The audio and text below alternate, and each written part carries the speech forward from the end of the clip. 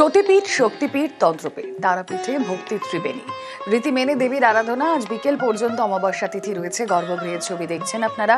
আজও দূর দূরান্ত থেকে প্রচুর পুণ্যার্থী ভিড় করেছেন। ভোরে মাকে স্নান করানোর পর মঙ্গল আরতিতে সকালের পুজো শেষ। কথা বলবো অক্ষয় ধীবর, প্রতিনিধি রয়েছেন আমাদের সঙ্গে। অক্ষয়, সকাল 10টা বেজে গিয়েছে। আজ পুণ্যার্থীদের লম্বা লাইন, কিছুক্ষণ আগেও তুমি দেখাচ্ছিলে। কি কি বিশেষ আচার উপাচার রয়েছে আজ তারাপীঠে?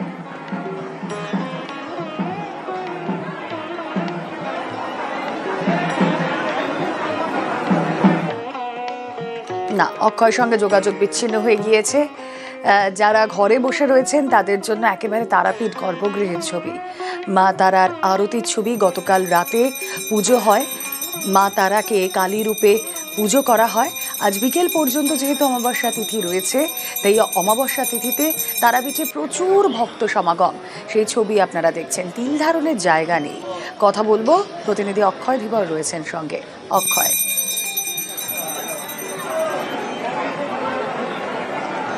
দেখো, এই মুহূর্তে আমি যে ছবিটা দেখাবার চেষ্টা করব, এই মুহূর্তে তারাপীঠ মন্দির চত্বরের যে জেনারেল লাইন, সেখানে প্রচুর পুণ্যার্থী আজ ভোর থেকে লাইন করে অপেক্ষা করে দাঁড়িয়ে আছে মা তারার দর্শনের জন্য।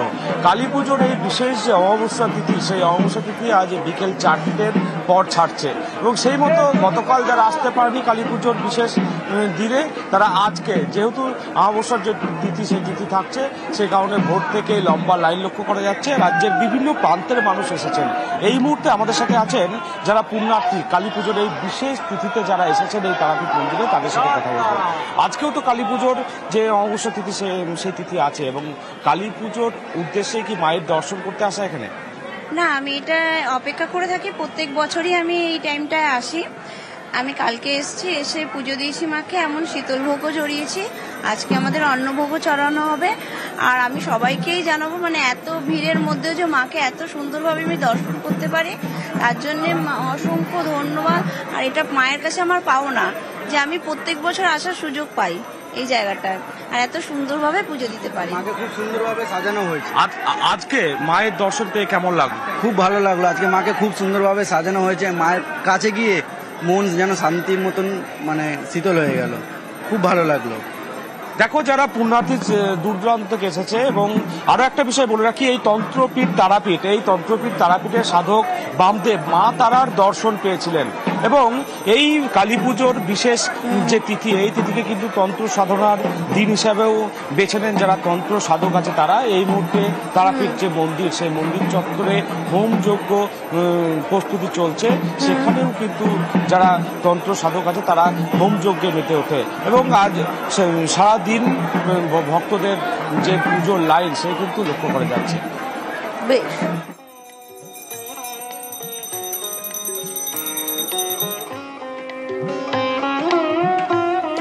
ডায়মন্ড হারবারে জমজমাট পুজো, মানখন্ড অভিযাত্রী সংঘের কালী পুজো। এবার 48 বছরে পড়ল এই পুজো। পুজোর থিম শ্যামা বিসর্জনের প্রতিবিম্ব। সরাসরি চলে যায় আনিসউদ্দিন, প্রতিনিধি রয়েছেন আমাদের সঙ্গে। আনিসউদ্দিন, সুন্দর মণ্ডপ সাজিয়ে তোলা হয়েছে, তাদের কি ভাবনা, কিভাবেই বা এই মণ্ডপ সাজিয়ে রেখেছেন তারা? দেখো, আমি রয়েছি ডায়মন্ড হারবার 2 নম্বর ব্লকের মানখন্ড গ্রামে। এই গ্রামে কিন্তু কালী পুজোতে বেশ জাঁকজমক ভাবে এই গ্রাম সেজে ওঠে এবং আমি যে পুজো মণ্ডপে দাঁড়িয়ে রয়েছি, অভিযাত্রী সংঘের পুজো মণ্ডপ। এবছর 48 বছরে তাদের ভাবনা শ্যামা মায়ের বিসর্জনের প্রতিবিম্ব। অর্থাৎ, যে তুমি জানো যে বিখ্যাত কালী সাধক রামপ্রসাদ সেন, তিনি বিখ্যাত কালী সাধক ছিলেন এবং সেখানেই সেই থিমটাকে তুলে ধরা হয়েছে, যেখানে দেখা যাচ্ছে যে শ্যামা মা বা মণ্ডপ থেকে বেরিয়ে এসছেন এবং একটি একেবারে মণ্ডপের সামনেই একটি পুকুর তৈরি করা হয়েছে, যেখানে রামপ্রসাদ সেন মাকে নিয়ে বিসর্জন দিতে আসছেন, কিন্তু শ্যামা মা তাকে বিসর্জন দিতে দিচ্ছে না। সেই বিষয়টিকে কিন্তু মণ্ডপে তুলে ধরা হয়েছে এবং বাংলার যে ঐতিহ্য, হাত পাকা থেকে শুরু করে নানান উপকরণ দিয়ে মণ্ডপকে সাজানো হয়েছে।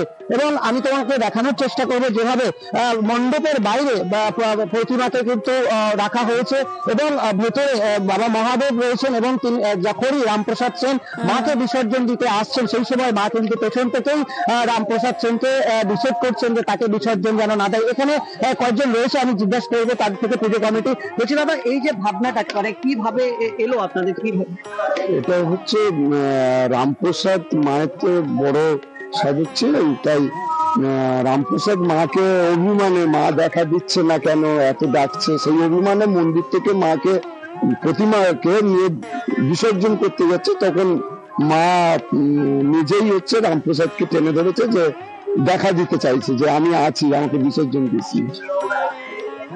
একেবারেই দেখো, এভাবেই কিন্তু এই মানখন্ড যে গ্রাম রয়েছে, এই মানখন্ড গ্রাম প্রতি বছর কালী পুজো আসলেই সেজে ওঠে এবং সেভাবেই কিন্তু এবছর এই পুজো কমিটির ভাবনা শ্যামা মায়ের বিসর্জনের প্রতিবিম্ব। বেশ আনিসুদ্দিন।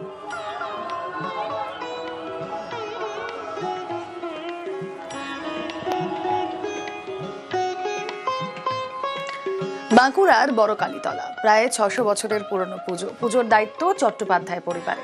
মন্দিরের পাশে বিপ্লবী বাড়ি, জানা যায় স্বাধীনতার আগে বহু বিপ্লবী এখানে থাকতেন, দেবীর আশীর্বাদ নিতেন।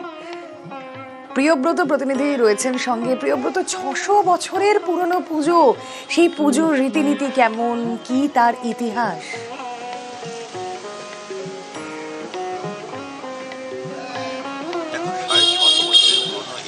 কালীতলার পুজো, এই বড় কালীতলার নামেই কিন্তু এলাকার নামও বড় কালীতলা। আর এই বড় কালী মন্দিরের জাগ্রত এবং যে পবিত্রতা, সেটা কিন্তু কোনোভাবেই কোনো প্রশ্ন নেই বাঁকুড়ার মানুষের কাছে।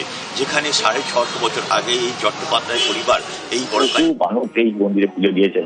মূলত যেটা বোঝা যায় যে পাক স্বাধীনতার আমলে সেই সময় কিন্তু বহু বিপ্লবী এই বড় কালীতলা মন্দিরের পাশেই যে বিপ্লবী বাড়ি, সেখানেই কিন্তু থাকতেন এবং সেখানেই সহ বিভিন্ন ধরনের আলোচনা করতেন এবং যখন অমাবস্যা রাত্রি হতো তখন মায়ের আশীর্বাদ নিয়ে তারা বেরিয়ে পড়তেন দেশমাতৃকা শৃঙ্খল উন্মোচনে। এবং সেই ইতিহাস কিন্তু এই বিপ্লবী বাড়ি এবং তার পাশাপাশি এই বড়তলা কালীতলা মন্দির এবং তাকেই কিন্তু রয়েছে। এবং এই বড় কালীতলা মন্দিরের যে ইতিহাস, সেই ইতিহাসকেই প্রমাণ দেয় যে বড় কালীতলা মন্দির কতটা পুরনো, কতটা জাগ্রত। এবং প্রচুর মানুষ দীপান্বিতা অমাবস্যায় গতকাল বহু রাত পর্যন্ত রাত জেগে পুজো দেখেছেন। এই জাগ্রত মায়ের পুজো হওয়ার পর বলি পোতা হয়েছে এবং পরবর্তীকালে আজ সকাল থেকে প্রচুর মানুষ এই সকাল বেলাতেও পুজো দিতে আসছেন এই বড় কালীতলা মন্দিরে। এই জাগ্রত ইতিহাস, তার সঙ্গে বিপ্লবী বাড়ি, বিপ্লবীরা এসে এখানে আরাধনা করেছেন, এই সবে মিলিয়ে কিন্তু বড় কালীতলা রয়ে গেছে নিজের ঐতিহ্য, নিজের স্বমহিমায়। মাও কিন্তু বিরাজ করছেন মন্দিরেই। বেশ,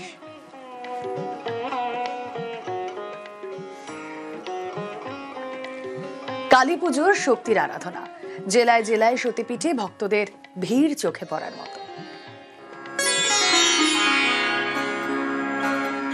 সতীপীঠ, সতীর দেহের বিভিন্ন অংশ বিভিন্ন জায়গায় পড়ে তৈরি হয়েছে পীঠ। সব মিলিয়ে 51টা। রাজ্যের নানা জেলাতেও রয়েছে সতীপীঠ।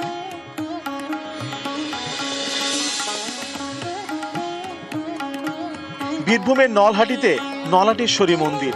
কথিত আছে এখানে সতীর কণ্ঠনালী পড়ে। কালী পুজো এখানে দিনভর পুজো, নানা আয়োজন, সারা রাত খোলা গর্ভগৃহের দরজা।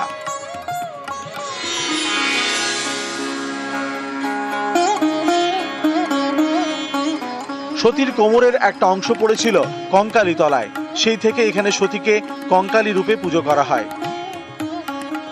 কালী পুজো তো একটা আছে, বিশেষ দিনে আসতে পেরে আরো ভালো লাগছে। ভিড় যতটা ভেবেছিলাম তুলনামূলক সকাল বলে হয়তো কম রয়েছে।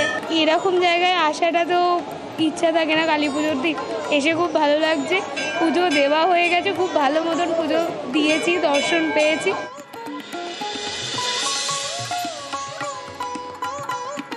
পূর্ব মেদিনীপুরের তমলুকেও রয়েছে সতীপীঠ। এখানে পড়ে সতীর বাঁ পায়ের গোড়ালি, তৈরি হয় বর্গভীমা মন্দির। আজকে যেহেতু দীপান্বিতা কালী পুজো, তো বহু দূর দূরান্ত থেকে ভক্তরা এসেছেন মায়ের কাছে পুজো পাঠ করতে, পুজো পুষ্পাঞ্জলি দেওয়ার জন্য। মায়ের কাছে এসে মায়ের কাছে পূজা পুষ্পাঞ্জলি দিয়ে তারা মনের কামনা বাসনা জানিয়ে যাচ্ছে।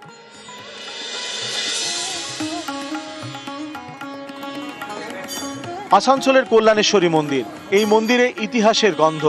জনশ্রুতি, রাজা বল্লাল সেনের কুলদেবী ছিলেন শ্যামারূপা। রাজার মেয়ের সঙ্গে কাশীপুরের রাজা কল্যাণী প্রসাদের বিয়ে হয়। শ্যামারূপাকে যৌতুক হিসেবে পান কল্যাণীর রাজা। বাড়ি ফেরার পথে রাজা পথ হারান। একটি গাছের নিচে রাখেন শ্যামারূপাকে। সেখানেই গড়ে উঠেছে কল্যাণেশ্বরী মন্দির। রাজা কল্যাণী প্রসাদ থেকে কল্যাণেশ্বরী মন্দির। শ্যামারূপার মূর্তি রূপোর তৈরি। পুজো হয় মন্দিরের গর্ভগৃহে। দিনে হয় সন্ধ্যারতি। এই মন্দিরকে বলা হয় সিদ্ধপীঠ। নিউজ 18 বাংলা। এবার কাটোয়ায় নজর। কাটোয়ার শক্তির আরাধনা। বারোয়ারি পুজো থেকে ঐতিহ্যবাহী মন্দির, রীতিনীতি মেনে পুজো আচার।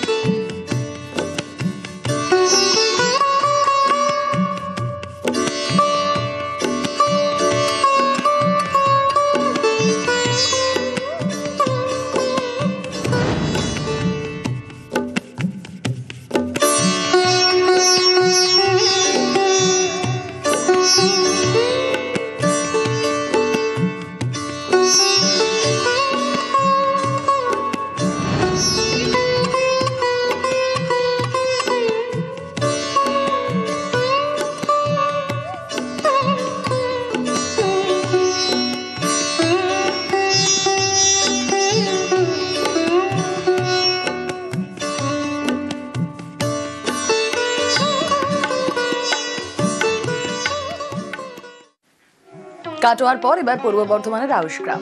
এখানে কালী পুজো শুরু করেছিল ডাকাতরা, তাই ধানকোড়া গ্রামে পুজোর সময় চলে লাঠি খেলা। পাণ্ডু গ্রামে আবার চুরির জিনিস দিয়ে পুজো করা হয়।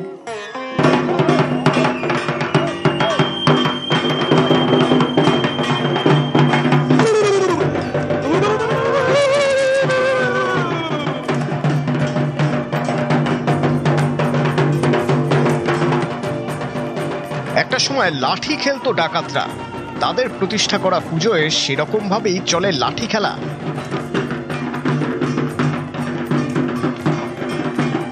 পূর্ব বর্ধমানের আউশগ্রামের ধনকোড়া এলাকা একসময় ছিল ঘন জঙ্গলে ঘেরা।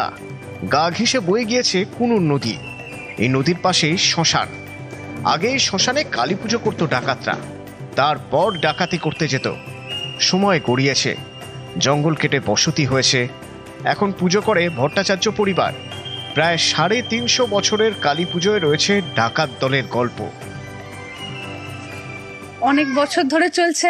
এখন এটা একটা আনন্দের বিষয় হয়ে দাঁড়িয়েছে, কিন্তু একটা ঐতিহ্যকে যে ধরে রাখার বিষয় সেটাও আছে। তো দুটো একসাথে মেলবন্ধন একটা বলতে পারেন। খেলাটা, সবাই একসাথে মিলে এনজয় করাটা। আমরা ছোট থেকে জন্মের পর থেকে গ্রামের বাড়িতে এসে প্রত্যেক বছর পুজো এনজয় করে থাকি। প্রত্যেক বছর দীপান্বিতা অমাবস্যা আমাদের পুজো পালন করা হয়। মা কালী আছে জাগ্রত, তার নিচে বলা হয় নাকি পঞ্চমুণ্ডির আসন আছে। আমরা ছোট থেকে এনজয় করে থাকি।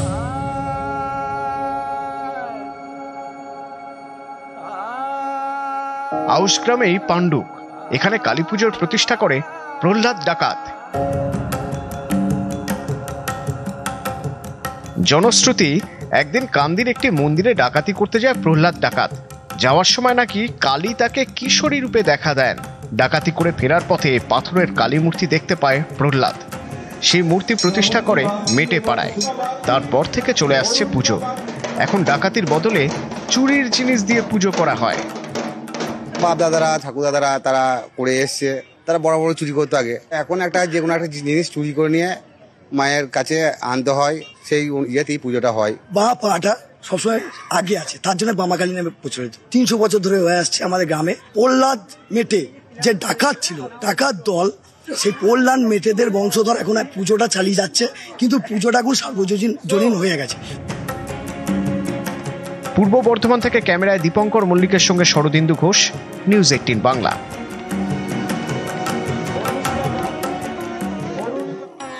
খ্যাপা সাধকের পুজো, নাম খ্যাপাকালী। এই পুজো ঘিরে কাটোয়া জমজমাট। কাটোয়ারই পাবনা কলোনি এবং আউশগ্রামের পুজোয় আবার ডাকাত দলের গল্প।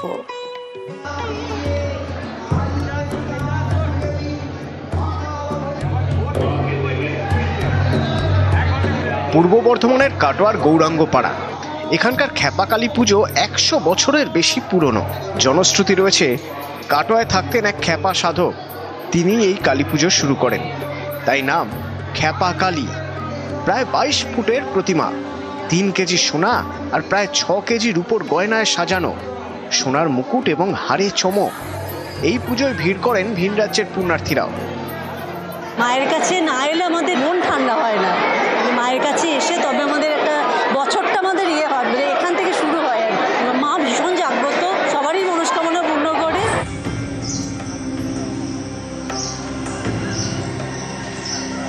পূর্ব বর্ধমানের আউশগ্রামের আদুরিয়া, এখানকার শালকো কালী পুজোয় ডাকাতদের ইতিহাস। জনশ্রুতি রয়েছে একটা সময় এখানকার জঙ্গলে ছিল রঘু ডাকাত, ভৈরব ডাকাতদের ডেরা। কালীকে পুজো করে ডাকাতি করতে যেত, কালী পুজো করে ডাকাতি করতে যেত তারা। শাল গাছের মাঝে পুজোর আয়োজন, তাই নাম শালকো। এখন মণ্ডপ সাজানো হয় শাল পাতা দিয়ে। আমাদের এই গোপভূমের যে সমস্ত কালীগুলো রয়েছে তাদের অনেকগুলো রূপ। কালীর প্রকারভেদ দেখি, কালের অধিষ্ঠাত্রী দেবী কালী, তো কালীর 8টা ভাগ। সেই 8টা কালীর মধ্যে এটা হচ্ছে শ্মশান কালী, কারণ এর মায়ের গায়ের রং হচ্ছে কালো, মায়ের হাতে নরমুণ্ড আছে এবং একদিনই মূর্তি তৈরি হয় এবং শালপাতা জঙ্গলে আনা হয়। রাত 2টোর পর ঘট আসে, মানে 12টার পর ঘট আসে। এগুলো সবই কিন্তু ডাকাতি কালী সিরিজ এবং শ্মশান কালীর ক্ষেত্রে যায়। কাটোয়া পুরসভা এলাকার পাবনা কলোনি, এখানে নিম গাছকে কালী রূপে পুজো করা হয়। একসময় ঝোপের মধ্যে পুজো হতো, তাই নাম ছুপো মা। প্রায় 250 বছর আগে এই এলাকা ছিল ঝোপ জঙ্গলে ভরা। এখানেই একটি নিম গাছের নিচে কালী পুজো করত ডাকাতরা, তারপর ডাকাতি করতে যেত। পরে ঝোপ জঙ্গল কেটে বসতি গড়ে ওঠে, তখনই নিম গাছের নিচে পাথরের মূর্তি পাওয়া যায়। পরে সেই মূর্তি উধাও হয়ে যায়, তখন থেকে নিম গাছকে কালী রূপে পুজো করা হয়। তখনকার দিনে ইংরেজদের ভয়ে কোনো মন্দির স্থাপন তারা করতে পারেননি। আস্তে আস্তে ঘনবসতি বেড়েছে, লোকজন বেড়েছে, আস্তে আস্তে মন্দির তৈরি হয়েছে, মায়ের কাছে ভক্তবৃন্দরা এসছে, তাদের মনোবাসনা পূর্ণ হয়েছে। মানে গাছই এখানে দেবতা। নিউজ 18 বাংলা।